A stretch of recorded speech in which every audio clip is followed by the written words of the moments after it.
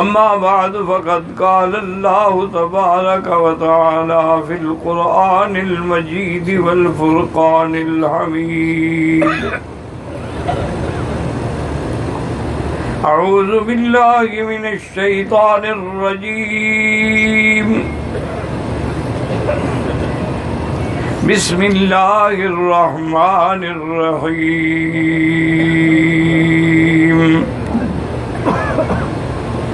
والذي جاء بالصدق وصدق به أولئك هم المتقون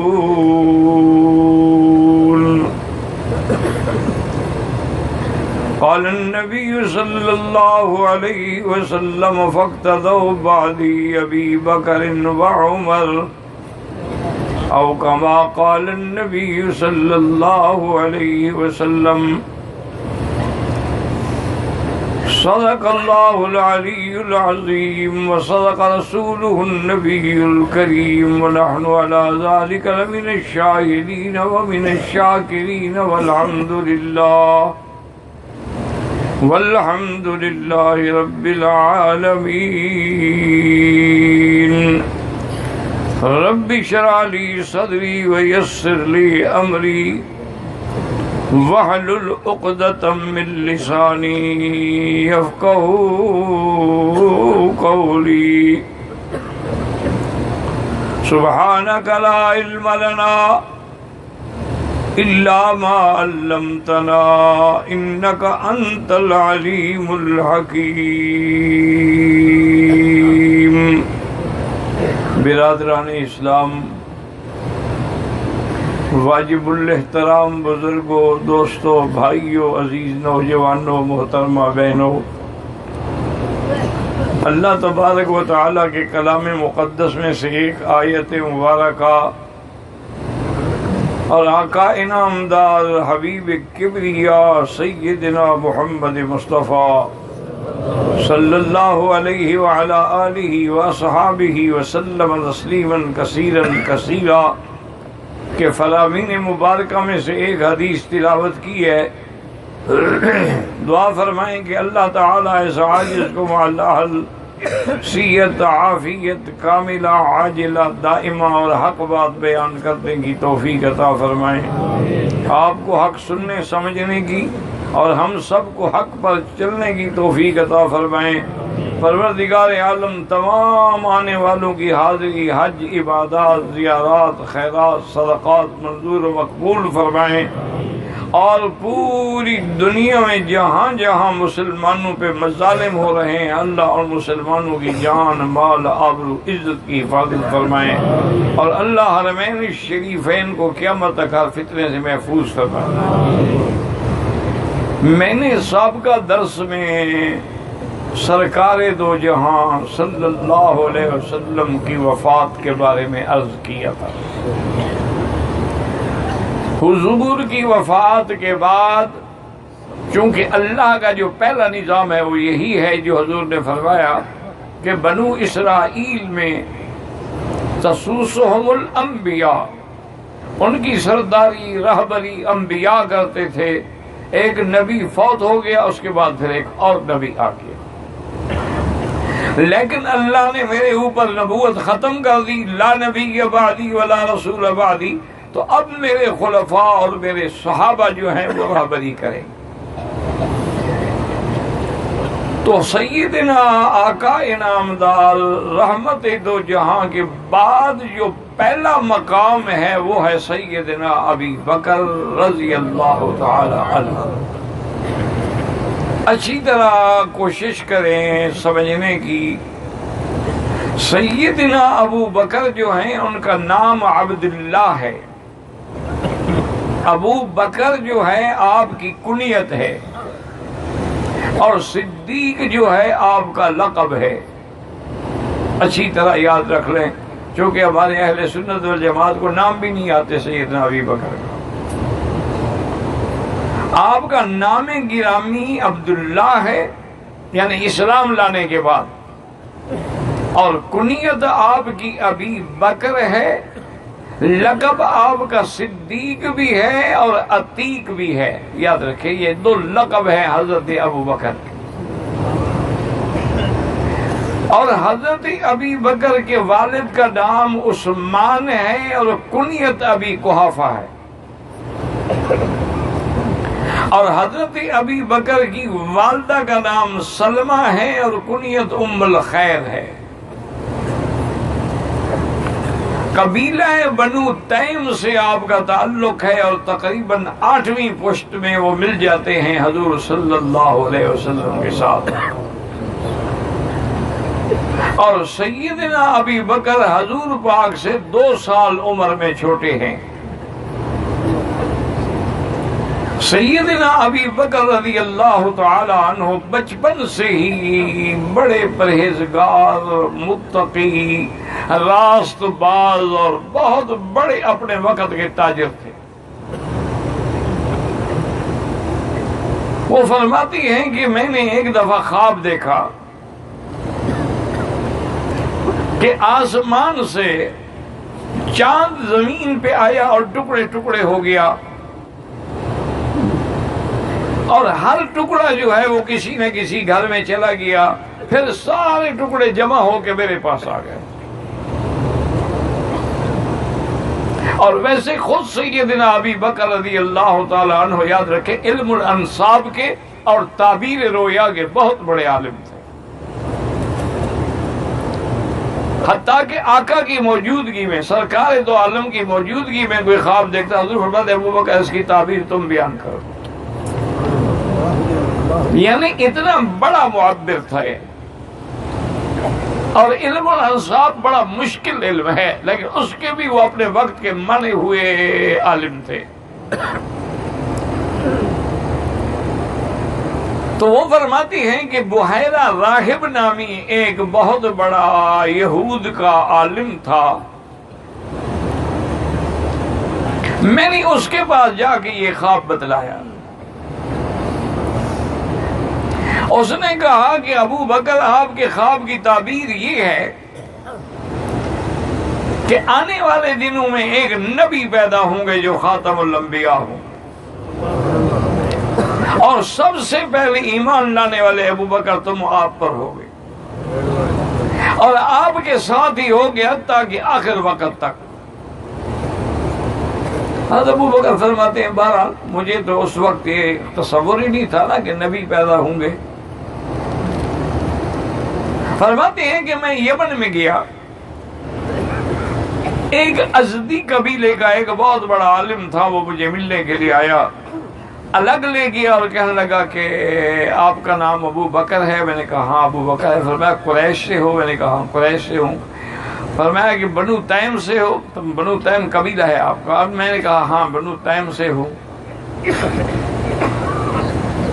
اس نے کہا کہ حضرت ہے تو بڑی بے ادبی، لیکن میں مجبور ہوں، اگر آپ اپنا قمیض مبارک ذرا اٹھا لیں تو میں آپ کے پیٹ پر ایک نشانی ہے، ایک علامت ہے جو دیکھنا چاہتا ہوں۔ حضرت ابو بکر فرماتے ہیں وہ اتنا بڑا عالم تھا اور اس کا ایک مقام تھا اپنے قبیلے میں، اپنے قوم میں۔ میں نے قمیض اٹھایا، اس نے دیکھا تو ایک تل کا نشان تھا، کہنا ہاں بالکل صحیح بات ہے، یہ وہی آپ ہی ابو بکر ہیں جن کا ذکر آسمانی کتابوں میں ہے، اور میں تمہیں مبارکباد دیتا ہوں کہ تم نبی کے سب سے پہلے ایمان لانے والے بنو گے۔ حضرت ابو بکر فرماتے ہیں میں نے یہ خواب بھی سن لیا، چونکہ تصور میں نہیں تھا نا یہ بات کہ ایک نبی ہوگا اور اس پر ایمان لانے والا سب سے پہلا ابو بکر ہوگا رضی اللہ عنہ۔ اور اسی طرح یہ بھی یاد رکھیں کہ سیدنا ابی بکر رضی اللہ عنہ لم یسجد صنما قط، جاہلیت میں بھی آپ نے کبھی کسی بت کو سجدہ نہیں کیا، یعنی حالانکہ جاہلیت کا زمانہ تھا، اور ان کے والد ابی قحافہ جو ہیں وہ بہت بڑے بت پرست تھے، ان نے تو الگ اپنی عبادت کے لیے مندر بنایا ہوا تھا، لیکن ابو بکر نے کبھی سجدہ نہیں کیا۔ ایک دن نبی قحافہ نے سیدنا ابی بکر رضی اللہ تعالی عنہ کو اتنی مجبور کیا کہ بیٹا تم کیوں باپ دادے کے دین سے منحرف ہو؟ انہوں نے کہا ابا جان میرا دماغ نہیں مانتا یہ بات کہ ایک بت ہے جس کو ہم خود پتھر تراش کے بناتے ہیں پھر اس کے آگے ہاتھ باندھ کے کھڑے ہو جاتے ہیں، میرے عقل میں بات نہیں آتی کہ بھی یہ بت تو ہم خود بناتے ہیں، یہ جتنی دیوی دیوتا کی صورتیں ہیں ہم سب خود بناتے ہیں، یہ جتنی مہاتما بدھ کے بڑے بڑے مجسمے ہیں یہ سب ہم خود بناتے ہیں، امیروں نے سونے کے بنا لیے، غریبوں نے مٹی کے بنا لیے، بناتے تو ہم خود ہیں نا۔ انہوں نے کہا پھر مجھے سمجھ ہی نہیں آتی کہ وہ چیز جس کو ہم بناتے ہیں وہ پھر کیسے ہمارے لیے واجب الاحترام ہو جاتی ہے کہ ہم عبادت کریں اور اس کے آگے سجدہ کریں اور اس سے ہم سوال کریں؟ کیا مطلب؟ میرا دماغ ابا جان نہیں مانتا، مجھے اور کوئی ضد نہیں ہے۔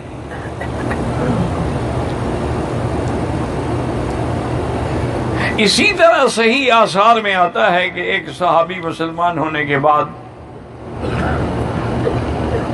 آپس میں صحابہ بیٹھتے تھے تو باتیں بھی کرتے تھے، تو ساتھیوں نے انہیں کہا کہ تم ہمیں اپنی زندگی کا کوئی اہم واقعہ سناؤ۔ انہوں نے کہا یار تم سب مسلمان کہتے ہو کہ بت جو ہے وہ نفع نہیں دیتے، لیکن مجھے میرے بت نے بڑا نفع دیا۔ صحابہ حیران ہو گئے کہ بت نے کیسے نفع دیا؟ اس نے کہا کہ مجھے اپنے یعنی الہ سے، معبود سے اتنی محبت تھی کہ میں سفر میں بھی اس کو اپنے ساتھ رکھتا تھا۔ وہ جو میں نے بت بنایا ہوا تھا نا، بڑے بت تو مندروں میں ہوتے ہیں، چھوٹے چھوٹے گھروں میں بھی ہوتے ہیں، سفر میں بھی ہوتے ہیں، حضر میں بھی ہوتے ہیں، اب تو خیر پلاسٹک کے بھی خدا آ گئے۔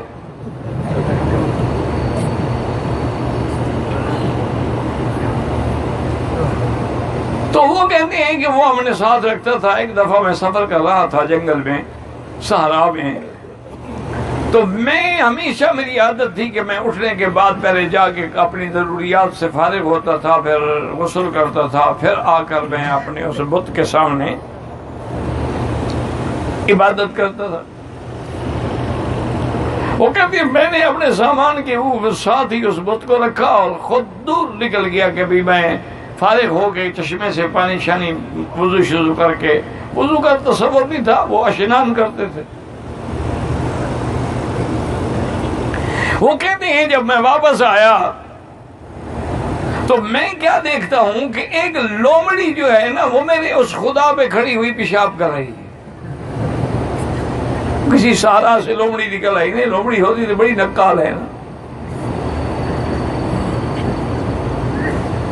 تو کہتے ہیں جب میں نے دیکھا تو میں نے کہا عجیب بات ہے، احاذا رب یبول علیہ الثعالب، یہ رب ہے جس پر لومڑیاں پیشاب کرتی ہے؟ یہ اس کو نہیں روک سکتا تو میرے نفع نقصان کا مالک کیسے ہو سکتا ہے؟ آیا کہتا میں نے توڑ پھوڑ کے پھینک دیا، سیدھا مدینے آیا اور حضور کے ہاتھ پہ کلمہ پڑھ گیا۔ دیکھو مجھے بت نے نفع دیا ہے کہ نہیں دیا؟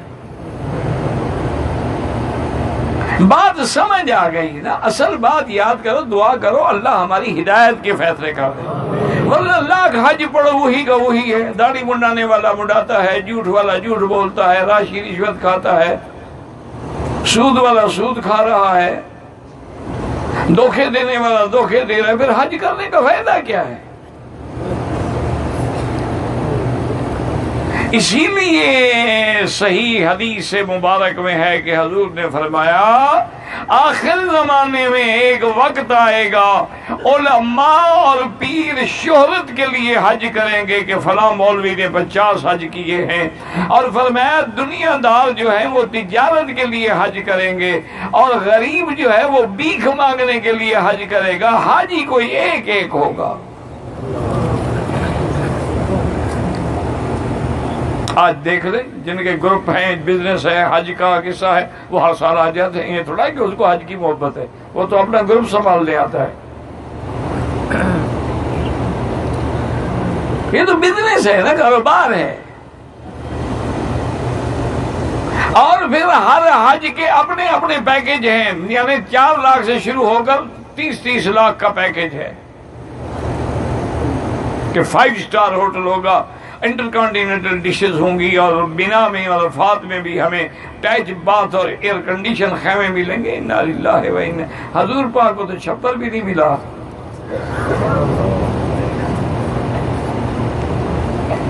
مینا میں جب حضور آئے ہیں نا تو صحابہ نے کہا، انہوں نے کہا حضور شدید گرمی ہے، ہم چاہتے ہیں کہ ایک چھپر بنا لیں. انفرمانی مینا مناخ من سبق، مینا اس کا ہے جو پہلے آ جائے، اس کا حق ہے. میں جگہ نہیں روکنا چاہتا مینا میں.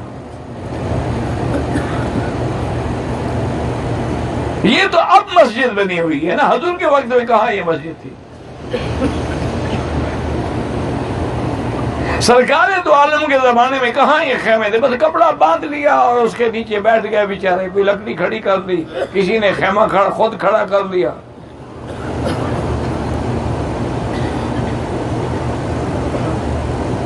اسی لیے آپ دیکھیں نا کہ حج کے بعد بھی کوئی تبدیلی نہیں آئی. جو نمازیں ہوٹل پہ پڑھتے تھے ہوٹل پہ پڑھ رہے ہیں.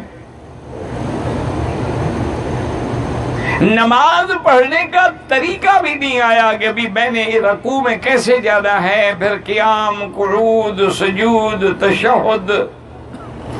کوئی پتہ نہیں، جیسے لوگ کریں گے ہم بھی کر دیں گے. اللہ اکبر. ساتھ کھڑا ہوا آدمی اگر جنازے میں ہاتھ اٹھائے یہ بھی اٹھا لیں گے، وہ نہ اٹھائے یہ بھی نہیں اٹھائیں گے. وہ ایک سلام پھیرے یہ بھی ایک سلام پھیر لیں گے، وہ 2 سلام پھیرے یہ بھی 2 سلام پھیر لیں گے. ان کو پتہ چلتا کوئی نہیں ہے.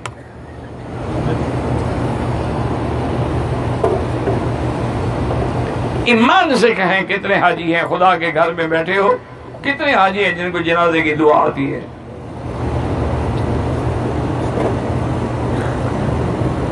وہ تو سارے ہاتھ کھڑے کر دیں گے. مرد آباد کا ہو تو ہاتھ کھڑے کر دیں گے، زندہ آباد کا ہو تو ہاتھ کھڑے کر دیں گے. آپ کو بھی بس اتنا آتی ہوگی اللہ مغفر لحینا میتنا شاء. آگے آپ کو بھی انشاءاللہ نہیں آتی ہوگی. انا للہ و انا الیہ راجعون. کتنی میری بیٹیاں ہیں ایمان سے کہیں جن کو دعائے قنوت آتی ہے، اور احناف کے نزدیک قنوت وتر میں واجب ہے، نہ پڑھے تو سیدھے حساب ہے. اس کو جب آتی ہی نہیں تو پڑھے گی کیا؟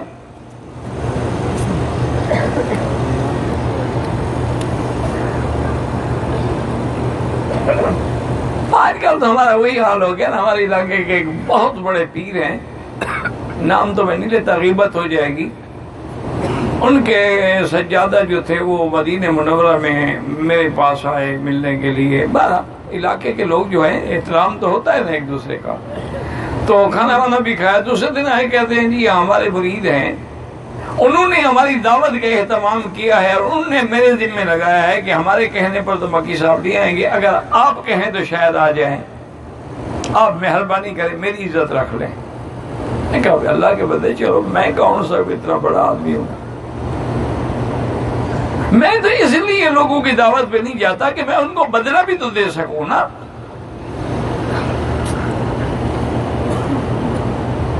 خیر بہرحال وہاں چلے گئے. اتفاق ایسا ہوا کہ انہوں نے تو اپنے پیر صاحب کے لیے بہت بڑا اہتمام کیا تھا. ایک باغ تھا بڑا کسی کا، اس میں بڑا انہوں نے اہتمام کیا تھا. ہم علیحدہ بیٹھے تھے تو میں نے اس سے کہا، میں نے کہا کہ پیر صاحب ناراض نہ ہوں، مجھے آپ کے بارے میں کچھ شکایات ملی ہیں کہ آپ آج کل عشق بازی میں بڑے مصروف ہیں، اور چونکہ آپ بہت بڑے عہدے پر بھی ہیں تو جس استانی کو تنگ کرنا ہو اس کا تبادلہ کرا دیتے ہیں یا پھر وہ آپ کا حکم مانے. تو کم سے کم یہ تو سوچو کتنے بڑے باپ کے تم بیٹے ہو،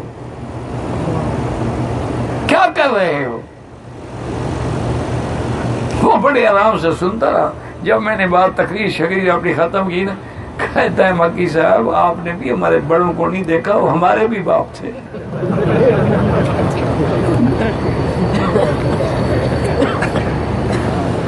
کہتے تم جو کہہ رہے ہو نا تمہارے کتنے بڑے باپ کے، تم نے دیکھا جو نہیں.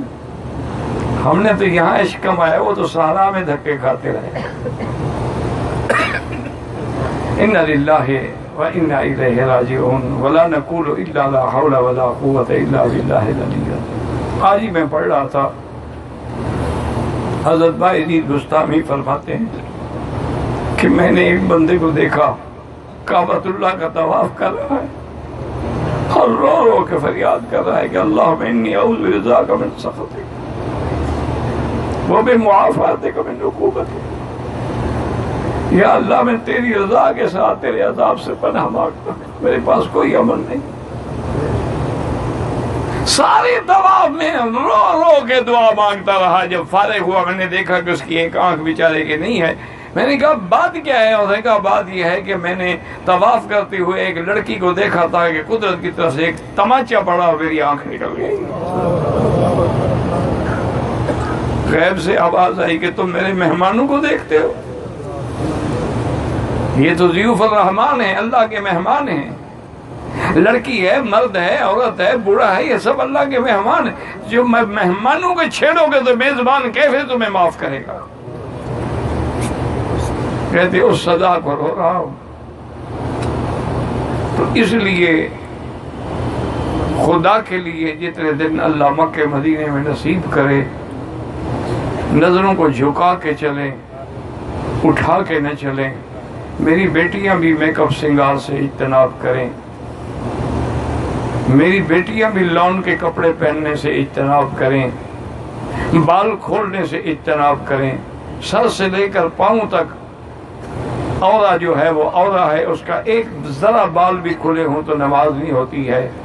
اور حضور نے فرمایا کہ جو عورت میک اپ کر کے، سنگار کر کے، بال کھلے چھوڑ کے اور خوشبو لگا کے گھر سے باہر نکلے، بازار میں آئے، فرمایا او زانی عورت کے حکم میں ہے، چاہے اس نے زنا نہیں کیا۔ اور علماء اور فقہاء نے یہ لکھا ہے کہ وہ عورت غسل بھی کرے گی، حضور نے اس کو زانیہ کہا ہے۔ تو میری بیٹی، خدا کے لیے اللہ نے تمہیں کعبہ نصیب کیا ہے، اللہ نے تمہیں مدینہ نصیب فرمایا ہے۔ لوگوں کو تو لیلا مل جائے تو خوش ہو جاتے ہیں، تمہیں مولا مل گیا ہے پھر بھی خوش نہیں ہو۔ عجیب بات، کسی کو لیلا مل جائے نا، کسی کی محبوبہ مل جائے، کوئی لڑکی مل جائے، پسند کی شادی ہو جائے، اس کی زمین پہ پاؤں نہیں پڑتے۔ تمہیں تو مولا مل گیا ہے، گھر میں بلا لیا ہے، طواف کروا دیے ہیں، تمہیں مناسک دکھلا دیے ہیں، تمہیں مقام ابراہیم دکھلا دیا ہے، تمہیں زمزم پلا دیا ہے، تمہیں مینا دکھلا دیا ہے، مزدلفہ عرفات دکھلا دی ہے، تمہیں اپنی رحمت سے سرکار دو جہاں کا روضہ مبارک دکھلا دیا ہے۔ اتنی بڑی رحمت کے بعد بھی اگر تمہارے اندر تبدیلی نہ آئے تو پھر سمجھ لو کہ مہریں لگ گئی ہیں، میں بدقسمت ہوں۔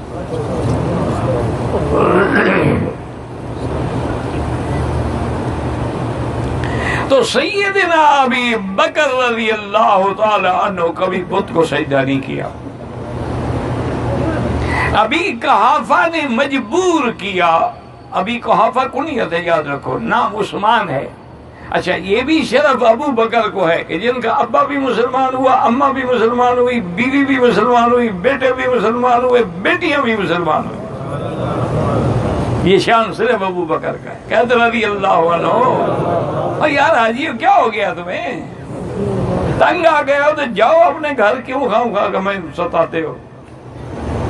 صحابی کا نام آئے اور تیری زبان سے رضی اللہ عنہ نہ نکلے، اللہ کے ولی کا نام آئے تو رحمت اللہ علیہ، پیغمبر کا نام آئے علیہ السلام، اور میرے مدنی کا نام آئے تو صلی اللہ علیہ وسلم۔ حضرت ابو بکر رضی اللہ عنہ کے بعد یہ شان صرف ابو بکر کی ہے کہ ابا مسلمان، اماں مسلمان، بیوی مسلمان، بیٹے مسلمان، بیٹیاں مسلمان۔ یہ شرف حضرت علی کو بھی نہیں ملا، حالانکہ حضرت علی رشتہ داری کے لحاظ سے بڑا مقام ہے، حضور کے چاچا کا بیٹا ہے، ابن عم رسول اللہ ہے، اور حضور نے فرمایا تھا کہ انت منی بمنزلۃ ہارون من موسیٰ علی نبی بعدی، حضرت علی تم تو مجھ سے ہو، ایسے ہو جیسے ہارون موسیٰ علیہ السلام کا بھائی تھا، تم میرے بھائی ہو، ہاں لیکن میرے بعد نبی کوئی نہیں ہوگا۔ اتنا بڑا شان ہے، لیکن باپ مسلمان نہ ہو سکا۔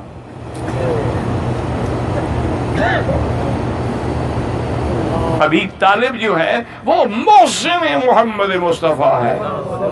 تم تو جھنڈیاں لگا کے حضور کو منانا چاہتے ہو نا، ابی طالب نے جان مال تن من سب محمد مدنی پہ قربان کر دیا، لیکن مقدر میں ہدایت نہیں تھی، اسلام نہیں لایا۔ بڑا زور لگاتے ہیں بیچارے شیعہ کہ ابی طالب کو مسلمان ثابت کریں۔ ہمارے کہنے سے کیا ہوتا ہے؟ ہمارے کہنے سے کیا ہو سکتا؟ ابراہیم کا ابا مسلمان نہیں ہوا، یہ تو اس کا نظام ہے، جس کو چاہے کر دے۔ ابی قحافہ نے مجبور کیا اور حضرت ابو بکر کو پکڑ کے ساتھ لے آیا، کہا دیکھو ابو بکر، آج تم نے ہر حال میں میرے خدا کی عبادت کرنی ہے، جیسے آج کل ہندو کرتے ہیں، سامنے کھڑے ہوتے ہیں، بھجن گاتے ہیں، پھیرے لگاتے ہیں اور اپنی دیوی دیوتا پر پھول چڑھاتے ہیں، ہار پہناتے ہیں، جیسے ہم بزرگوں کی تصویروں کو ہار پہناتے ہیں۔ ہم کوئی کم تو نہیں ہے ان سے۔ وہ دیوی دیوتا پہ پھول چڑھاتے ہیں، ہم قبروں پہ پھول چڑھاتے ہیں۔ شیعہ محرم کا تعزیہ نکالتے ہیں، ہم حضور کا جلوس نکالتے ہیں۔ فرق کیا ہے؟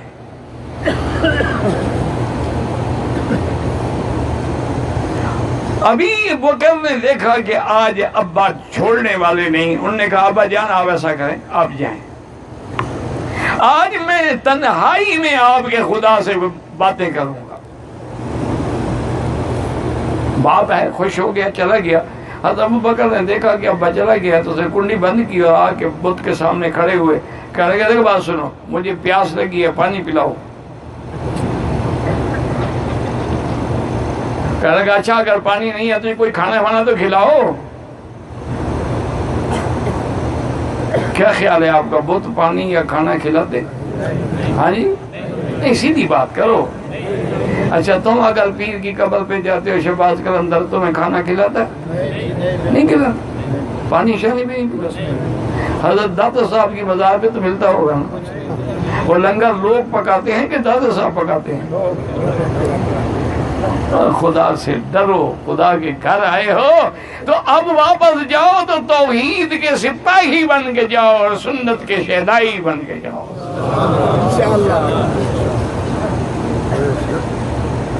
حضرت صدیق فرماتے ہیں کہ میں کمرے سے باہر نکلا، ایک پتھر ڈھونڈ کے اندر آیا، دروازہ بند کیا، مار مار کے میں نے اس کو توڑ پھوڑ کے رکھ دیا۔ میں نے کہا چلو پانی بھی نہیں پلاتے، کھانا نہیں، اپنی جان تو بچاؤ۔ جو خدا اپنے آپ کو نہ بچا سکے وہ خدا ہوتا ہے؟ اچھا ایمان سے کہیں، اگر کسی بزرگ کی قبر سیلاب آ جائے یا زمین گیلی ہو جائے، پھٹ جائے، ٹوٹ جائے، پیر صاحب خود بناتے ہیں یا تم بناتے ہو؟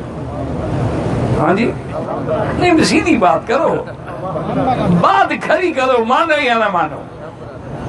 یہ نہ کہنا قیامت میں کہ ہمیں توحید کا سبق نہیں ملا تھا۔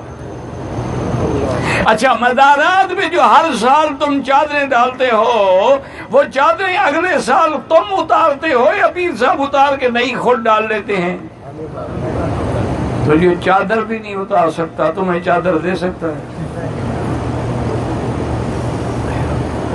اس لیے ہمیشہ عقیدہ رکھو کہ کوئی نفع نقصان کا مالک نہیں مگر اسی لیے حضور نے فرمایا قُلْ لَا أَمْلِكُ لِلنَّفْسِي نَفْعًا وَلَا ضَرًّا إِلَّا مَا شَاءَ اللَّهُ۔ اللہ نے فرمایا اعلان کر دے میرے مدنی کہ میں تو اپنی جان کے بھی نفع نقصان کا مالک نہیں ہوں، میرا مالک بھی میرا خدا ہے جو چاہے۔ فرمایا اگر میں اپنی جان کے نفع نقصان کا مالک ہوتا تو احد میں میرے دندان مبارک شہید نہ ہوتے، طائف کی گلیوں میں مجھے پتھر نہ مارے جاتے۔ فرمایا میں جب اپنے نفع نقصان کا مالک نہیں تو تمہارے نفع نقصان کا مالک کیسے ہو سکتا ہوں؟ اس لیے اپنے عقیدے رکھو کہ ہر چیز کا مالک کون ہے۔ قل اللہم مالک الملک تؤتی الملک من تشاء وَتَنزِعُ الْمُلْكَ مِمَّن تَشَاءُ وَتُعِزُّ مَن تَشَاءُ وَتُذِلُّ مَن تَشَاءُ بِيَدِكَ الْخَيْرُ إِنَّكَ عَلَى كُلِّ شَيْءٍ قَدِيرٌ۔ آپ نے اللہ کے حکم اعلان کر دو کہ مالک الملک کون ہے؟ جس کو چاہے ملک دے دے، جس سے چاہے چھین لے، جس کو چاہے عزت دے، جس کو چاہے ذلت دے۔ ہر خیر کی چابیاں اسی کے ہاتھ میں ہیں اور ہر چیز پہ قادر میرا اللہ تبارک و تعالی ہے۔ فرمایا اعلان کر دو کہ تبارک الذی بیدہ الملک وہو علی کل شیء قدیر۔ ہر مسلمان پڑھا لکھا یا جاہل آیت الکرسی نماز کے بعد پڑھتا ہے اور اس میں پڑھتا ہے کہ لہو ما فی السماوات وما فی الارض، آسمان اور زمینوں میں جو کچھ ہے وہ کس کا ہے؟ من ذا الذی یشفع عنده الا باذنہ، کون ہے جو اللہ کے اذن کے بغیر سفارش کر سکے؟ کسی کی طاقت نہیں کہ بول سکے جب تک اللہ تبارک و تعالی اجازت نہ دے۔ تو جب کوئی بول نہیں سکتا تو نفع نقصان کا مالک کون ہو سکتا ہے؟ اس لیے قرآن کہتے ہیں یوم یقوم الروح والملائکۃ صفا لا يتكلمون الا من اذن له الرحمن وقال صوابا۔ حضور نے فرمایا قیامت کا دن ہوگا جب جبریل بھی صفیں بنا کے، ملائکہ بھی صفیں بنا کے کھڑے ہوں گے، لا یتکلمون، کوئی بول نہیں سکے گا جب تک اسے کبھی۔ یہ تو کہتے ہیں نا 11ویں والا پیر چھڑا دے گا، اس سے بڑا شرک تو ابو جہل نے بھی کبھی نہیں کیا۔ وہ بھی تکلیف میں خدا کو پکارتے تھے، 11ویں والے کو نہیں پکارتے تھے۔ انا للہ و انا الیہ۔ اب حضرت ابو بکر کہتے رضی اللہ، بھائی جب بھی نام آئے رضی اللہ، سیدنا ابی بکر رضی اللہ عنہ نکلے کمرے سے، چھپ گئے کہ باپ کو پتہ چلے گا۔ باپ آیا، دیکھا کہ خدا ٹوٹا پھوٹا پڑا ہے۔ ایمان سے کہو کبھی خدا بھی ٹوٹ جاتا ہے؟ ہاں جی، ہمارے بزرگوں کی مزاریں کبھی ٹوٹ جاتی ہیں۔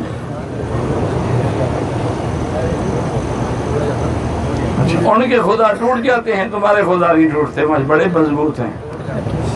ایسے جاہلوں نے عقیدے بنا رکھے ہیں۔ مجھے خود کسی اچھا خا نام نہیں لیتا اس کا، اچھا خاصا ذمہ دار آدمی کہنے لگا، اور جی 1965 کی جنگ میں آپ کی فوج کی کوئی بہادری نہیں۔ میں نے کہا اچھا جی نہیں ہوگی تو کس کی ہے؟ کہتا ہے وہ تو ہمارے پیر جو تھے نا وہ کھڑے ہو گئے، مزاروں سے ایسے بم پکڑ لیے۔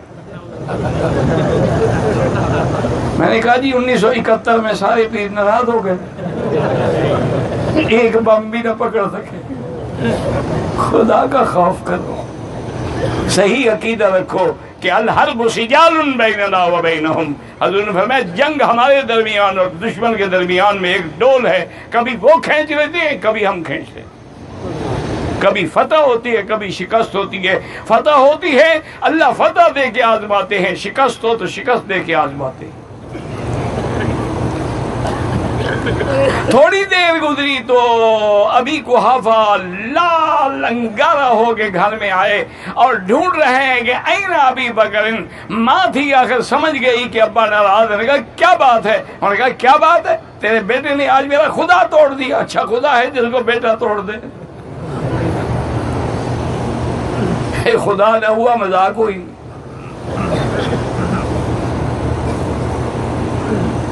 آج میں نہیں چھوڑوں گا ابو بکر کو سزا دوں گا. پتہ ہے اب توجہ کر کے سننا، توجہ کرو گے تو بات سمجھ آئے گی، ابو بکر کا مقام سمجھ آئے گا.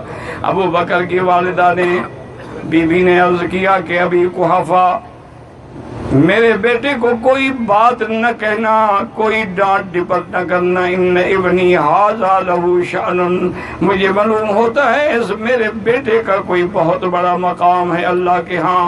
ابھی قحافہ نے کہا تمہیں کیسے پتا؟ کہنے لگی جب میں حاملہ تھی میرے پیٹ میں ابی بکر تھا، میں مکے کی فلاں وادی سے گزر رہی تھی کہ آواز آئی یا امت اللہ بالتحقیق ابشری بالولد العتیق لقبوا فی السماء صدیق وہو للنبی صاحب ورفیق. انہوں نے کہا آواز آئی کہ اے بی بی تمہیں مبارک ہو، تیرے پیٹ کے اندر جو بچہ ہے یہ تو شان والا بچہ ہے جس کا آسمانوں میں بھی لقب صدیق ہے، اور ایک نبی پیدا ہوں گے یہ ان کا ساتھی بنے گا، یہ بڑے شان والا بچہ ہوگا. اس لیے بی بی نے کہا ابی قحافہ میرے بیٹے سے کسی قسم کی بات نہ کرنا. تو علماء لکھتے ہیں کہ لم یعبد صنما قط، ابو بکر نے کبھی زندگی میں کسی بت کو سجدہ نہیں کیا ہے. اور بعض مورخین نے تو یہاں تک لکھا ہے کہ زمانہ جاہلیت میں حالانکہ شراب عام تھی، زنا عام تھا، لیکن ابو بکر نے اسلام سے پہلے بھی کبھی زنا نہیں کیا، کبھی شراب نہیں پیا. کیوں کہ متقی جو ہو وہ پی سکتا ہے، تو اس کی گواہی تو قرآن دے رہا ہے. وَسَيُجَنَّبُهَا الْأَتْقَى الذي يؤتي ماله يتزكى وما لأحد عنده من نعمة تجزى إلا ابتغاء وجه ربه الأعلى وَلَسَوْفَ يَرْضَى. اللہ خود کہہ رہے ہیں کہ وہ شرک سے بچنے والا، وہ گناہوں سے بچنے والا، اتقا اللہ سے سب سے زیادہ ڈرنے والا. اور اللہ کے ہاں عزت کس کی ہوتی ہے؟ ان اکرمکم عند اللہ اتقاکم، تمہارے ہاں اللہ کے ہاں عزت والا وہ ہے جو زیادہ اللہ سے ڈرنے والا ہے. اور ابو بکر کے اتقا ہونے کی گواہی خود خدا دے رہے ہیں. اللہ اکبر، اللہ اکبر، اللہ. حضور فرماتی ہیں کہ اعلان نبوت کے بعد یہ ایک پہلا شخص ابی بکر ہے جس کو میں نے اسلام کی دعوت دی، جس نے کوئی سوال نہیں کیا اور کہا ابسط یادک یا رسول اللہ صلی اللہ علیہ وسلم. آپ نے فرمایا ہر آدمی کوئی ہاں نہ کو مسئلہ سوال کرتا ہے. ایک ابو بکر ہے، میں نے دعوت دی، انہوں نے کہا ہاتھ پھیلا ہے. حضور میں پہلے سے انتظار کر رہا ہوں. یعنی اسلام لانے سے پہلے اسلام ابو بکر کے دل میں گھر کر چکا تھا، اس لیے فوراً اسلام لائے. اور پھر سیدنا ابو بکر رضی اللہ تعالیٰ نے یہ سارا کارنامہ ان کا ہے کہ جن کی دولت اسلام کے کام آئی، جنہوں نے غلاموں کو چھڑایا. ایک دفعہ دیکھا کہ امیہ ظلم کر رہا ہے اور سرخ سرخ انگاروں کی طرح جلتے ہوئے پتھروں پہ بلال کو لٹایا ہوا ہے اور کوڑے برسا رہا ہے، اور جب بلال کہہ رہا ہے احدن احدن، اللہ اکبر، احدن احدن احدن سمدن سمدن سمدن. وہ یوں پکارتا ہے اور بلال کو یوں مارتے ہیں. حضرت ابو بکر گزرے کہا امیہ ٹھہرو، کیوں ظلم کر رہے ہو ایک غلام پر؟ تم اس غلام کو بیچو گے؟ اس نے کہا ہاں بیچوں گا، اس شرط پہ کہ تمہارے پاس فلاں غلام بڑا خوبصورت ہے اور اس کے پاس 2000 درہم کی مالیت بھی ہے. اگر وہ غلام تم مجھے دے دو اور ایک اوقیہ یعنی ایک چھٹا ٹانگ کے قریب تم مجھے سونا دے دو تو پھر میں غلام تمہیں دوں گا۔ حضرت ابوبکر نے فرمایا مجھے منظور ہے، سب کچھ دے دیا، غلام بھی دے دیا، چاندی بھی دے دی۔ حضرت بلال کو لے کے چلے۔ امیہ ہنسنے لگا، کہنے لگے ابوبکر تو بڑا تاجر تھا، تو نے آج گھاٹے کا سودا کیا ہے۔ ابوبکر نے کہا بدبخت تجھے پتہ نہیں تو اس کے رنگ پہ جا رہا ہے، اس کی شان کو بنانے والا جانتا۔ اللہ اکبر۔ زندگی باقی تو بات انشاءاللہ باقی۔